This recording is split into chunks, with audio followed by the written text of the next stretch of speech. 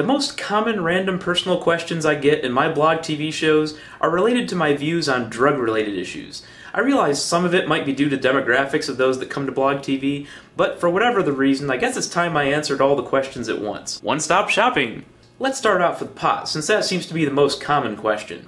Pot doesn't even seem to be as destructive as alcohol, according to any statistics I've seen, and alcohol is perfectly legal for adults of age to purchase. I enjoy drinking in moderation, but I don't think I need to go through alcohol's gory statistics for you to know how many deaths it leads to per year. Almost everyone knows someone whose life was cut short as a direct result of alcohol. Can you say the same for pot? Pot is the most commonly used illegal drug, and therefore is a huge percentage of the money being spent for the drug war. Not to mention what's happening south of the border right now, with thousands upon thousands of murders every year being fueled by U.S. demand for pot. Ask yourself if a Mexican drug cartel would think marijuana should be legalized and controlled in the U.S. like alcohol is. I would bet that they don't.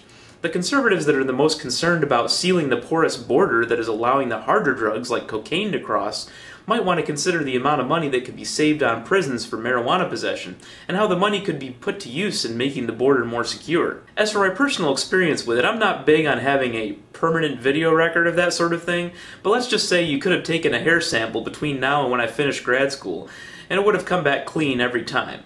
Maybe the illegality of it was drilled into me so much in elementary school that it just didn't hold that much appeal. Regardless of that, I think on balance that alcohol does a lot more damage to people than pot does. Plus, alcohol can make you a racist, and nobody wants that. Right, Mel? You look like a fucking bitch on heat, and if you get raped by a pack of Everyone's a critic. Pot is of course not the only illegal drug, and most other illegal drugs tend to be quite addictive. It doesn't seem that there are very many recreational users of heroin for very long, for instance. With these so-called hard drugs, no, Viagra does not count as a hard drug, jokesters. I think we should treat them differently than we do today, but I also have no problem handling them more strictly than pot. While that first-time use of an addictive drug may very well be completely of your own volition, it very often quickly becomes something that isn't. When you take the Maslow's hierarchy of needs and throw an addictive drug into the bottom of it, it can easily turn a normal person into a sociopath, and nobody wants that.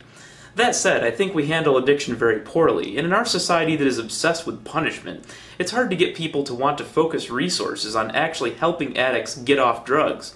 I'd like to see possession and use of those types of drugs a lesser crime, punishable by mandatory rehab, involuntary inpatient treatment if necessary, instead of throwing them in prison with violent criminals as we sometimes do today. Selling drugs, well, that's another thing entirely, but I think with the pot issue out of the way and the same resources used to fight what was left, we'd do a better job catching the people that traffic the more deadly drugs.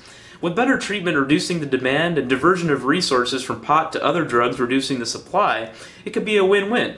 I realize this is all theoretical, but I think with seemingly every other Western country dealing with the problem better than we do, well, it's time to try a different approach.